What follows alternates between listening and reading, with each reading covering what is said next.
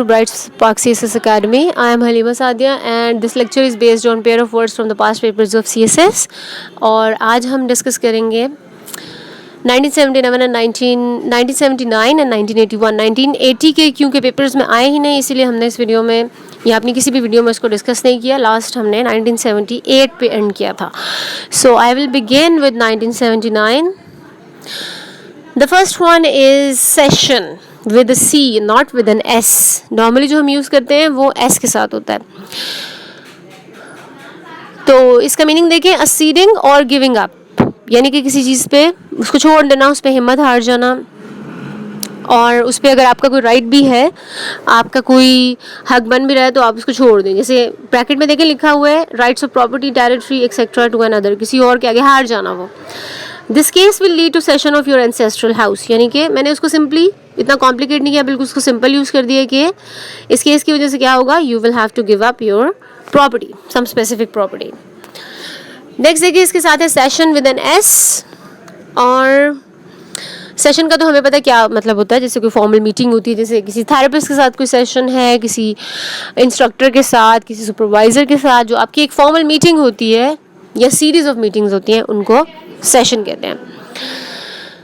He can not come out until the court is in session, जब तक court की meeting या वो प्रॉपर वो उसका एक टाइम चल रहा है तो उससे कोई बाहर नहीं आ सकता.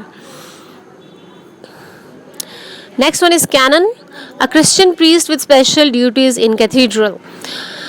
जैसे हर रिलीजन के अंदर डिफरेंट रैंक्स होते हैं और उन लोगों के डिफरेंट नाम होते हैं, उनकी डिफरेंट पोजीशंस होती है. इसी तरह क्रिश्चियनिटी में एक रैंक है जिसको कहते हैं canon. He feels proud to be a canon and works happily for it. तो ये एक स्पेसिफिक रैंक है, आप उसको मतलब उसी कॉन्टेक्स्ट में यूज़ कर लें. Next one is cannon but it has a double N. A large mounted piece of artillery, a large gun with a relatively short barrel. मतलब एक बड़ी सी गन हो लेकिन उसकी जो फ्रंट ओपनिंग होती है जहाँ से बुलेट निकल के बाहर जाती है, जिसको बैरल कहते हैं, वो छोटा हो तो उसको कैनन कहते हैं. A cannon was found at the scene of crime which seems to be a murder weapon. अब देखिए, मैंने इसको कोई एसोसिएटिव वे में नहीं यूज़ किया, मैंने इसको एज इट इज़ उसके एक्चुअल डिक्शनरी मीनिंग में ही यूज़ कर लिया. Next one is barbarism. Barbarism का मतलब हमें पता क्या होता है, एक्सट्रीमली जो लोग जालिम होते हैं, जुल्म करते हैं दूसरों पे, उसको बार्बरिज्म कहते हैं. Such kind of barbarism will not be accepted here because it's a negative word, तो हम इसको उसी वे में यूज़ करेंगे कि हम इसको नहीं एक्सेप्ट करें. Then barbarity, behaviour that is very cruel, a very cruel act. मतलब ये मोर और लेस सेम है, सिर्फ आपने सेंटेंस बनाते हुए ख्याल रखना है. Putting this much load on animal is entirely barbarity, कि ये जुल्म है अगर हम ऐसा करेंगे. Next one is artist, someone who paints, draw और मेक स्कल्पचर्स. हमें पता है कि आर्टिस्ट डिफरेंट तरह के आर्टिस्ट होते हैं, परफॉर्मिंग आर्ट्स भी आ जाते हैं, फिर उसके अंदर और भी मतलब बहुत सारी चीज़ें आ सकती हैं. तो आप किसी भी सेंस में इसको यूज़ कर सकते हैं, किसी भी आर्टिस्ट की सेंस में. An artist always admires and appreciate his fellow artist. तो मैंने इसको सिंपली जनरल फॉर्म में यूज़ कर लिया. Artisan, a person who does skilled work with his और हर हैंड्स. मतलब आर्टिजन का मतलब अब ये नहीं है कि वो कोई आर्टिस्ट ही होगा, उसका कोई स्पेसिफिक नाम होगा, जैसे पेंटर होगा, डांसर होगा, ऐसे होगा. नो, कोई भी हो सकता है जो अपने हाथ से कोई स्किलफुल काम करता हो. जैसे पॉटरी होता है, लोग मिट्टी से बर्तन बनाते हैं तो वो आर्टिजन में आ जाता है. एम्ब्रॉयडरी करते हैं, वो भी आर्टिजन में आ जाता है. This building can only be made if you have plenty of artesian.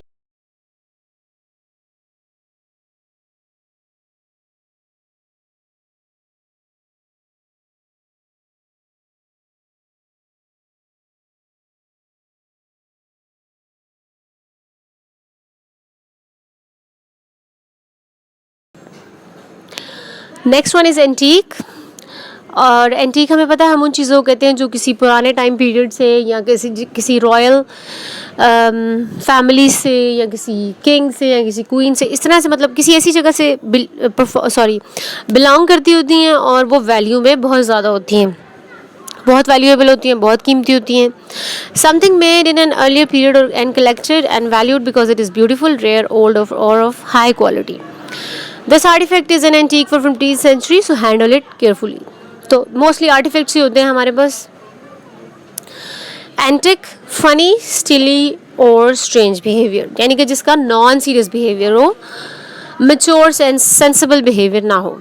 If you keep on showing such antic behavior at job you will probably be jobless, कि अगर आप जॉब पे सीरियस नहीं होंगे तो most likely you will lose your job. Illusion with an I, an idea और belief which is not true, वहम जिसको कहते हैं, या ऐसी चीज़ जो सिर्फ आपके माइंड में एग्जिस्ट करती है, या सिर्फ आप उसको फील कर सकते हैं, कोई और देख नहीं सकता, फील नहीं कर सकता, that is an illusion. Your idea of building this company is merely an illusion, कि ये बहुत मुश्किल है इसको करना, इस वजह से ये इल्यूजन है. Illusion with an A, something that is said or written that is intended to make you think of a particular thing or a person, यानी कि कोई चीज़ किसी से आपको रिलेट कर रही हो, कोई ऐसी चीज़ लिखी हो जो उसका रेफरेंस बन जाए, that is illusion. This poem is full of figurative illusion. अब illusions जो है ना बेसिकली वो लिटरेचर के अंदर ही होती है, नॉवेल्स वगैरह के अंदर, स्टोरीज़ के अंदर वो रेफरेंसेस होते हैं डिफरेंट चीज़ों के, so that becomes N illusion. Next one is aspire. To have a strong want or hope to have something, ख्वाहिश होना बहुत शदीद किसी चीज़ की, उसको aspire कहेंगे. Your speech aspired of doing something great in life, के मतलब तुम्हारी स्पीच ने मुझे एक होप दी, एक डिज़ायर दी किसी चीज़ को, किसी और चीज़ को करने की. एक्सपायर जिसका मतलब होता है कि इसकी डेट गुजर जाएगी, स्पेसिफिक टाइम तक वो यूजेबल होगा, बेनिफिशियल होगा, उसके बाद वो ख़राब हो जाएगा. If something which lasts for a fixed length of time, it comes to an end, stop or being in use, कि आप उसको यूज़ नहीं कर सकते. There is an expiry date for every medicine, you should really check. तो medicines पे और बहुत सारी चीज़ें जो हम यूज़ करते हैं, ऑलमोस्ट हर चीज़ के ऊपर उसकी डेट मेंशन होती है, तो आप बेशक उस सेंस में यूज़ कर लें. Next one is collision. Collision होता है टकराना आपस में दो चीज़ों का. An accident that happen when two entities hit each other with force, मतलब वो बहुत एनर्जी, बहुत फोर्स से टकराएंगे. The collision of molecules with each other release energy. जब वो टकराते हैं तो एनर्जी रिलीज होती है. Next one is collusion. Collusion में यू है, आई नहीं है. Agreement between two act people to act together secretly or legally in order to deceive or cheat someone. The closure of their relationship proved that something wrong was happening. कि कोई चीज़ बुरी हो रही थी, कोई चीज़ गलत हो रही थी, तो ये नेगेटिव सेंस में आप इसको यूज़ करेंगे. Next one is expedient. और एक्सपीडाइंट का क्या मतलब है? हेल्पफुल और useful in a particular situation but sometime not morally acceptable. यानी कि आप किसी की हेल्प तो करें लेकिन आप ऐसे तरीके यूज़ करें जिनको नॉर्मली लोग एक्सेप्ट नहीं करते, या आपका लॉ या आपकी सोसाइटी एक्सेप्ट नहीं करती. Although he was expedient, but his support means a lot to me. Expedient. आगे चलते हैं. Expeditious.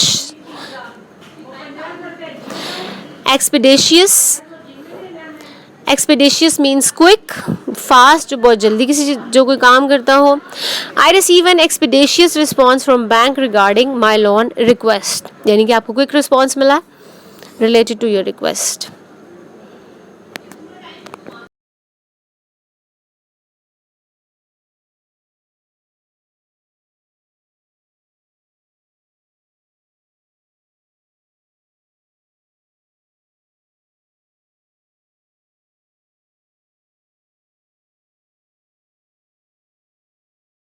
बस है 1981 के पेयर ऑफ वर्ड्स, और इसमें सबसे पहला है canvas.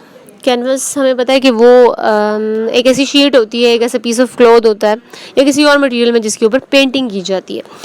A piece of cloth use by artist for painting on usually with oil paints और पेंटिंग इटसेल्फ, जो भी उसके ऊपर वो मटेरियल यूज़ करते हैं. I want to gift her a canvas on her birthday to satisfy her aesthetic needs. Aesthetic needs होती हैं लव फॉर आर्ट. जिन लोगों को आर्ट पसंद होता है या वो बहुत आर्टिस्टिक होते हैं, वो उससे रिलेटेड हम एस्थेटिक का वर्ड यूज़ करते हैं. उसके बाद है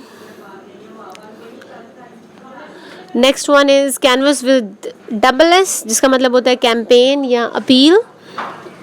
जैसे कैंपेनिंग होती है, ये पॉलिटिशियंस वगैरह कैंपेन करते हैं वोटिंग के लिए, ये वो वाली कैंपेन है. The canvassing for upcoming election is going pretty well. अब मैंने इसको ING के साथ यूज़ कर दिया क्योंकि मैं इसको एज अ प्रोसेस यूज़ कर रही हूँ. मैं इसको इस तरह से एज अ नाउन यूज़ नहीं कर रही, तो इसलिए मैंने उसके साथ ING कर दिया.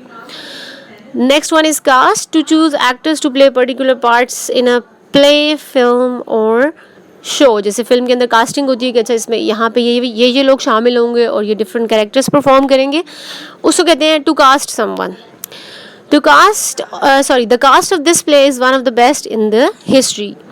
ठीक है, मैंने इसको सिंपल सेंस में बिल्कुल यूज़ किया है. Next one is caste with an E.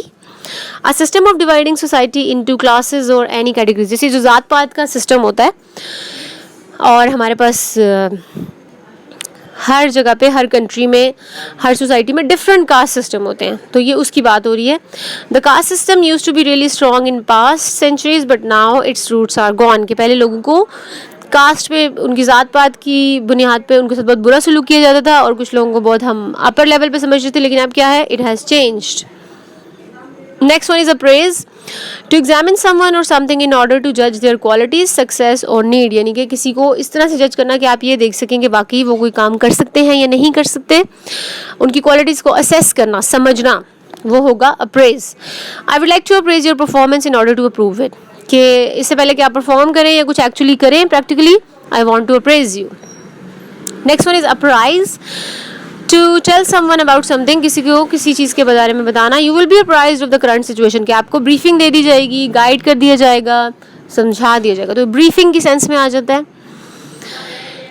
Angénieux and ingenuous, अब ये दोनों जो हैं they are from the pair of words of 1975. तो अगर आपने इनकी एक्सप्लेनेशन सुननी है या आपने इनके सेंटेंसेस को देखना है, समझना है वहाँ से, you want to learn them, so you can watch that video from the other lecture, जिसके अंदर 1975 के 1976 के मौजूद है. वहाँ से आपको इससे related guidance.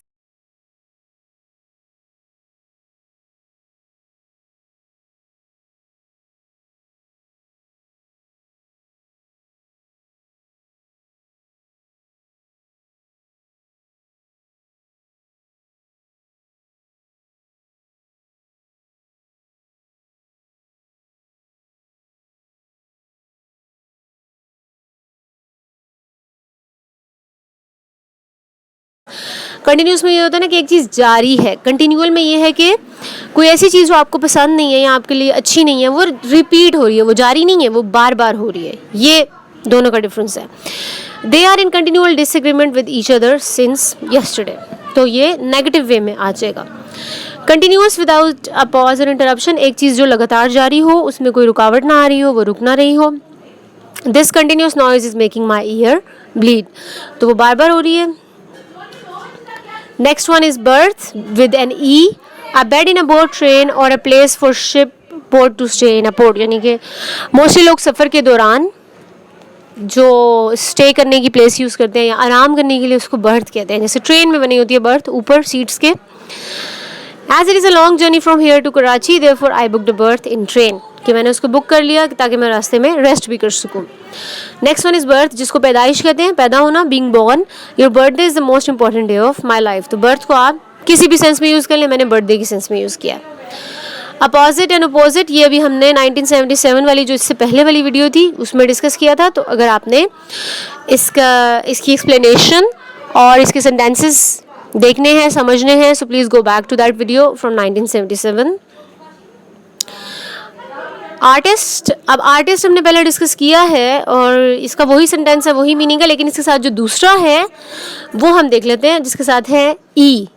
Artist with an E, a skilled performer, specially a dancer, singer और एक्टर. अब ये वो वाला आर्टिस्ट है जो कि परफॉर्मिंग आर्ट्स में आ जाते हैं. पेंटिंग और स्कल्पचर्स वाले नहीं हैं, बल्कि ये वो हैं जो एक्चुअली परफॉर्म करते हैं. The show was huge success because of the particular artist they hired, because they had skilled artist with them, skilled performer, so it was a success. Next one is adapt, और इसके साथ होगा adopt with an O और ये है with an A. To change something to suit different conditions or uses, मतलब आप condition के अकॉर्डिंग किसी चीज़ को मॉडिफाई कर लें, चेंज कर लें, लेकिन पूरी तरह ना करें. अपनी आपकी चीज़ वहीं की वहीं रहेगी, लेकिन आप उसको थोड़ा सा चेंज कर लेंगे according to the occasion and situation. Not everyone can be of our suitability, mostly we have to adapt. कि हर चीज़ हमें बनी बनाई नहीं मिलती, हमें उसे मॉडिफाई करना पड़ता है. अडॉप्ट कुछ होता है पूरी तरह से किसी चीज़ को ले लेना, उसको अपना लेना. To choose or take as your own. They adopted 2 kids who lost their parents during earthquake. तो ये अक्सर adoption, adopted में ये वर्ड यूज़ होता है. तो यहाँ पे हमारे 1981 के पेयर ऑफ वर्ड्स ख़त्म हो जाते हैं. आई होप आपको समझ आई होगी. अगर कोई डिफ़िकल्टी वगैरह होगी तो आप भी क्लियर हो गई होगी. So if you want more videos like this, please